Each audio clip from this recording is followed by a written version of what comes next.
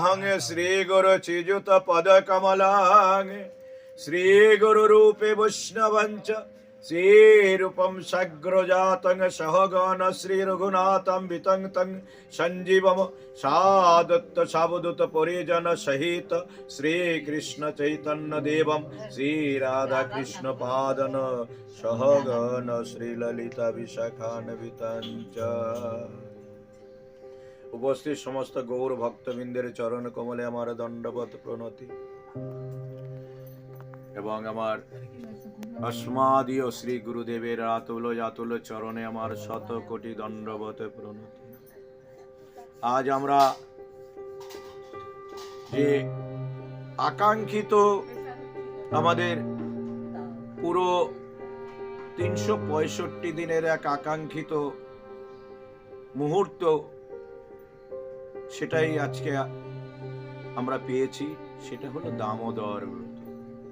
এই দামোদর মাসে দামোদর ব্রত আমরা আজ থেকে সংকল্প করে এই দামোদর ব্রত উদযাপনের লক্ষ্যে ভাগবতীয় কথা আস্বাদন করার লক্ষ্যে এবং আমরা এই সংকল্প করে আজকে এই ভাগবতীয় কথায় আমরা বসেছি যে এই একটি মাস আমরা ভাগবতীয় কথা ব্যতিরিক্ত আমরা আন কথা আস্বাদন করব না, আন কথা বলবো না।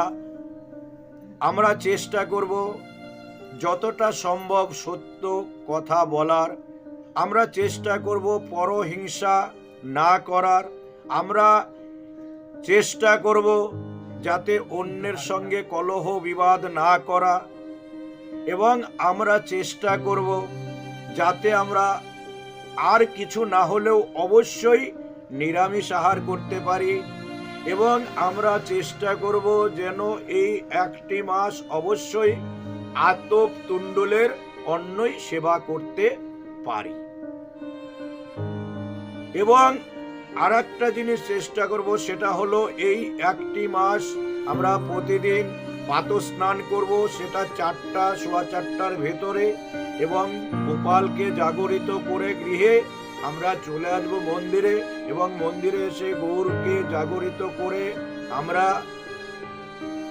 নগর সংকীর্তনে যাব, এবং নগর সংকীর্তনের মাধ্যমে মহাপ্রভু যে বলে গেছেন, যাও যাও নিত্যানন্দ যাও হরিদাস সর্বত্রই আমার আজ্ঞা করহ প্রচার, প্রতি ঘরে ঘরে যাও করো এই ভিক্ষা, কহ কৃষ্ণ লহ কৃষ্ণ দেহ কৃষ্ণ ভিক্ষা। কৃষ্ণ নামের ভিক্ষা চাইবো আমরা, আমরা যেন টাকা পয়সা ধন দৌলতের ভিক্ষা না চাই। এই প্রতিজ্ঞাটা আমাদের করতে হবে। দ্বিতীয় কথা, এই একটা মাস যেন আমরা নিয়ম মতন অবশ্যই ভাগবতীয় কথা আস্বাদন করতে আসতে পারি।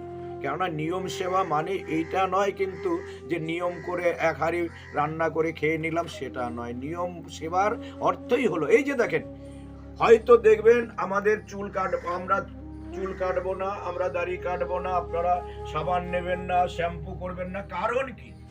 কারণ শাস্ত্রে কিন্তু অত কিছু লেখা নাই যে এটা করতে হবে না, ওটা করতে হবে না। আসল কারণ হলো আমরা যদি এই দাড়িটা কাটতে যাই, সেলুনে যেতে হবে, 1.5 ঘন্টা সময় লাগবে। এই 1.5 ঘন্টা সময় আমি কেন ব্যয় করব? আমি সেই 1.5 ঘন্টা সময় যেন গোবিন্দের নাম করতে পারি। আমরা অনেক কিছু রান্না কেন করব না?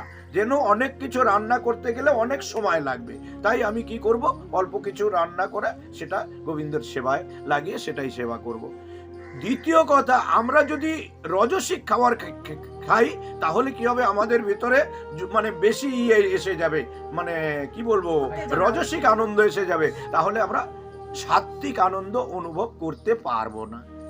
এইসব কারণেই আমাদের এই সাত্ত্বিক আহার এই মাসে গ্রহণ করতে হয়, যাতে আমরা সাত্ত্বিক ভাবনাপন্ন হই। যত আপনার শরীরটা একটু কমজোর হবে, তত আপনার লোকের সঙ্গে ঝগড়া বিবাদ করতে মন কম যাবে, আর যত আপনার শরীরে তাকত বেশি থাকবে তত কিন্তু ঝগড়া বিবাদ হিংসা দেশ করতে ইচ্ছা করবে। যত আপনার শরীরটা কমজোর থাকবে তত মনে হবে একটু কৃষ্ণ কথা শুনি, একটু হরি কথা শুনি, যাতে গোবিন্দর মানে শরীরটাকে মানে সঠিক করে দেয়। দেখবেন অসুখ হলে বিসুখ হলে তখন গোবিন্দের নাম মনে হয়। তখন বেশি করে করি, এবং বিপদে পড়লে মধুসূদন দাদাকে ডাকি। তো এই হলো কথা। তো সেই জন্য সাত্বিক আহারে, তবে একটা কথা, সাত্বিক আহার করলেই যে শরীর একবারে কমজোর হয়ে যাবে, কেননা আজকালকার যে ওই আমিষ আহার সেগুলোতেও কিন্তু কিচ্ছু নাই,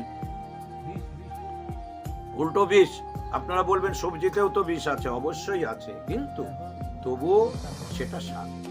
সেই জন্য চেষ্টা করবেন, এবং একটা মাস এটাই সংকল্প করবেন যে অবশ্যই অবশ্যই যেন আসতে পারি, এবং চেষ্টা করবেন এই মাসে গোবিন্দের কাছে ঘিয়ের প্রদীপ প্রজ্বলিত করে আরতি করতে। যদি ঘি না পারেন অবশ্যই তিল দিয়ে আরতি করবেন, কেননা এই এক মাসে, এই মাসে আরতি করা অনেক পুণ্য।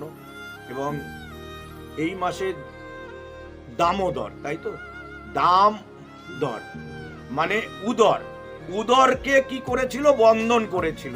তো এই মাসের সঠিক এবং সর্বোপরি নিয়মই ওইটা, আমাদের উদরকে বেঁধে রাখতে হবে। দামোদর ব্রতের আসল কারণই হলো ওটা, ভগবানকে যেরকম আমার মা যশোদা উদরে বন্ধন করে রেখেছিল, আমরাও উদরকে বন্ধন করে রাখবো, মানে সেবাটা যেন কম করতে পারি।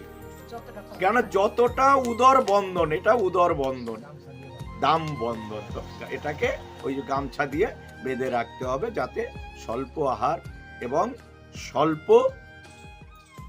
প্রাঞ্জল কথা এবং বেশি বেশি করে ভাগবত কথা আস্বাদন করতে পারি।